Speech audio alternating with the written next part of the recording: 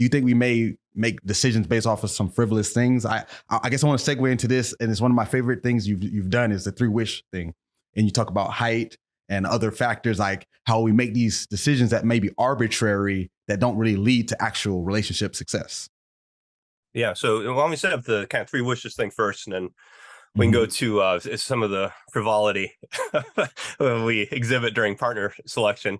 But yeah, so let's imagine like you have a fairy godmother, and she shows up. She says, "Hey, Nick, I'm going to give you 3 wishes for your ideal romantic partner."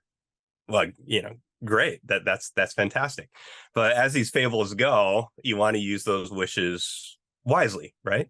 So I give this example. Let's say there's a woman who's selecting among 100 eligible bachelors, kind of a bachelor type situation, right? And these gentlemen have been selected randomly from general population, and she gets to choose among these 100 folks, who she wants to go out with. Well, let's say she says, all right, I'm going to use my 3 wishes, and I want someone who's tall. And let's say to her, that means someone who is 6 foot or taller. Well, about 80 of those guys would walk out of the room at that point. They get cut, right? Because only about 20% of men are 6 foot or taller in the United States. Whoa. Okay. So that's a big drain, right? Now let's say she goes to her second wish. Let's say she says, I want someone who's hot. And to her, that means someone who's an 8 out of 10 or 80th percentile or better, right? And so what would happen is, about another 16 of the remaining 20 would walk out of the room. So just with 2 wishes, she's gone from 100 possibilities for partners, down to 4. And with almost any other wish she makes, she's going to be left with one guy or a fraction of a guy, right? And so it's unbelievable. And people can do this with their wishes. And we would do this in class all the time. I'd have students write down, what do you want? They'd write down, 15, 20, 25 things they want in a partner. And that's fine. I say, hey, yeah, go big, dream big.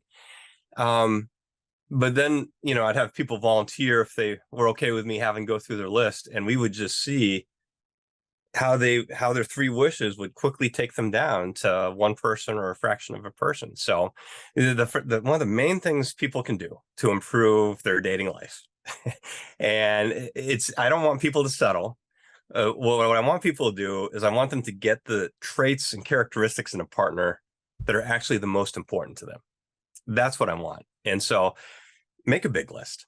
But then what I would say is now be, really thoughtful about rank ordering the things you want in a partner, the wishes you have for a partner, from let's say 1 to 10 or even 1 to 20, and really emphasize those first 3 and be like, hey, what would be the 3 non-negotiable things that I absolutely need in a partner? And when people give it that kind of thought, I think we all have the wisdom within us to actually, think about, okay, these are the things that are actually going to matter in the long run. When folks do that, they make much better decisions. So, that's the 3 wishes, and then where that took me to next then was think about, well, how do people actually spend their wishes? Is there data about that? And there certainly is.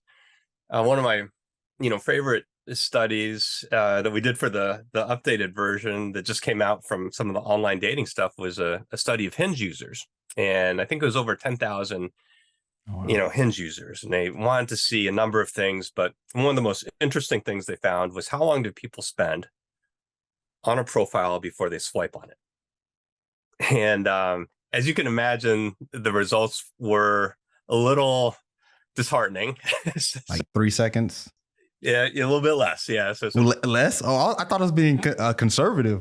Yeah. No, but 2 seconds people would look at, and then they'd swipe right or left. And, one of the things that happens with online dating that I don't think folks always realize is that we can get careless because there's so many possibilities, right? But when you swipe left, that's a hard rule out.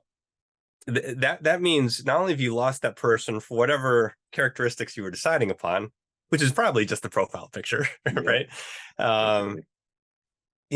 What I see happening is, well, maybe you're losing someone with great character, moral character. maybe you're losing someone with a unbelievable personality or unbelievable talents, all that's going out the window when you make those decisions with online dating. Or if you're setting filter preferences ahead of time, you know, folks want to think through, like, this isn't just a preference, this is actually a hard rule out that I'm doing when I set these filters. So, and I'm not saying that people shouldn't go for someone who's attractive, or it's not okay to go for some of these a little more frivolous kinds of things. But dating should be fun.